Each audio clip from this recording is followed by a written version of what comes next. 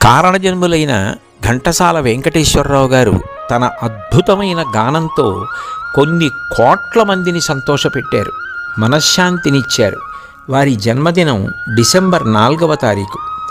ఆ సందర్భాన్ని పురస్కరించుకొని ధర్మవర్ధిని ట్రస్ట్ మరియు శ్రీ చాగంటి సత్సంగము కాకినాడ వారు ఘంటసాల కంఠం ఎగిరిపోని గంధం అన్న శీర్షికతో ఒక ప్రత్యేక కార్యక్రమాన్ని నిర్వహిస్తున్నారు. డిసెంబర్ 4వ తారీఖు, డిసెంబర్ 5వ తారీఖు ఈ 2 రోజులు కూడా కార్యక్రమం సాయంకాలం 5 గంటలకి ప్రారంభమవుతుంది. 5 గంటల నుండి కీర్తిశేషులు ఘంటసాల వెంకటేశ్వరరావు గారి జీవిత చరిత్ర గురించి నేను మాట్లాడతాను.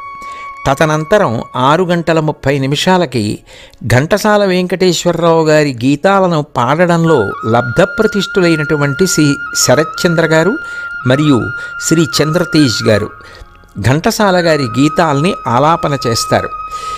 ఈ 2 రోజులు అనగా డిసెంబర్ 4, డిసెంబర్ 5 సాయంకాలం 5 గంటలకి ఈ కార్యక్రమం ప్రారంభమై ఇంచుమించు 8 గంటలకి పూర్తవుతుంది.